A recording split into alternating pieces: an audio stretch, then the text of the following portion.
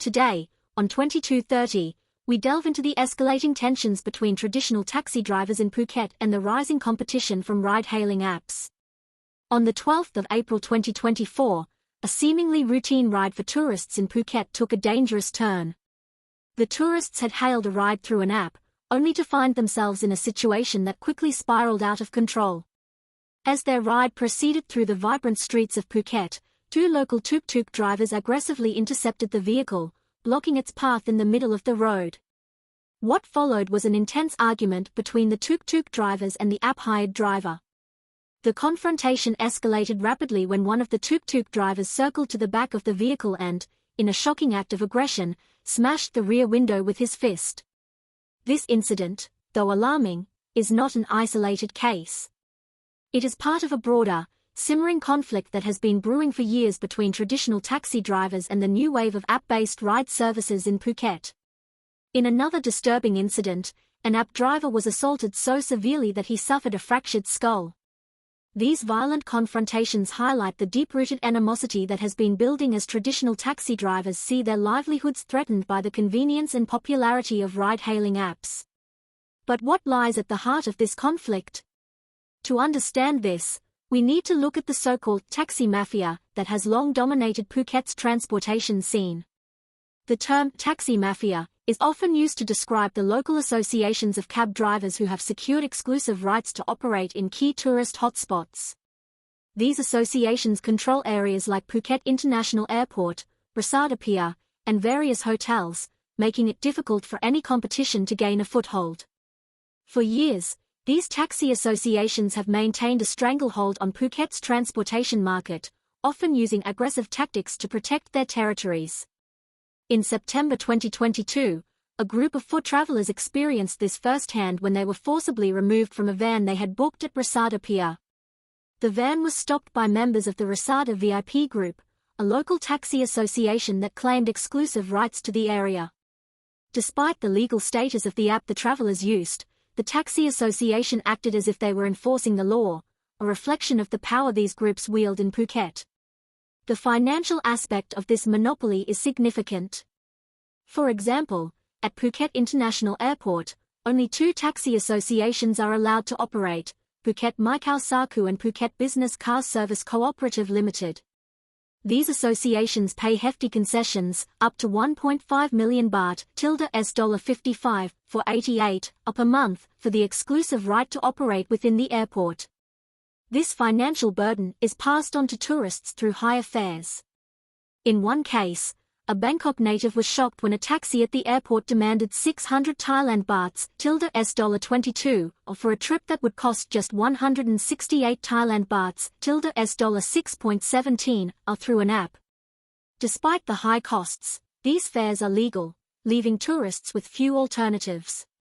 However, the landscape began to shift on the 1st of September 2023, when Grab, a popular ride-hailing app, was allowed to operate at Phuket International Airport. This move was met with resistance from the established taxi associations.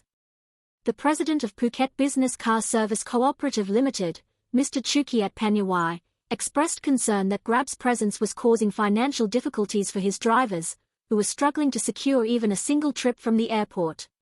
Despite these tensions, Grab's entry into the airport signifies a slow but crucial change. The Thai government is now exploring options to allow more ride-hailing apps to operate within the airport, which could break the monopoly held by traditional taxi associations. Yet, the resistance from these associations remains strong, as they continue to fight for their survival in an increasingly competitive market. Beyond the airport, these taxi associations have established similar monopolies across Phuket. The Rasada VIP group, for instance, operates exclusively within the Mu7 Rasada subdistrict, while the Karon Tuk-Tuk Association controls transportation in the resort town of Karon. These associations are hyperlocalized, fiercely protecting their territories from outside competition. In some cases, this has led to violent turf wars, such as the blockade created by the Karon Tuk-Tuk Association in 2013 to fend off a rival group. The existence of these associations is driven by the need for local taxi drivers to earn a living. Many drivers are in their 40s and work long hours to make ends meet. A survey by the University of the Thai Chamber of Commerce in 2022 revealed that fewer than 40% of drivers own their vehicles, and those who do often face steep monthly installments. The financial strain, coupled with the rising cost of living, has made the traditional taxi business a difficult one to sustain. Moreover, the competition from ride-hailing apps has only added to the pressure. While these apps offer convenience and lower prices for consumers, they also threaten the livelihoods of traditional taxi drivers. The survey found that only 35% of drivers use ride-hailing apps to find customers, with many citing the high costs and difficulties associated with using the technology. Phuket's transportation issues have garnered international attention over the years. In 2013, European envoys highlighted the need for a fairly priced public transport system and an end to the intimidating behavior of tuk-tuk and taxi drivers. However, despite government efforts to introduce reforms, such as the Army's intervention in 2014, many of the problems persist.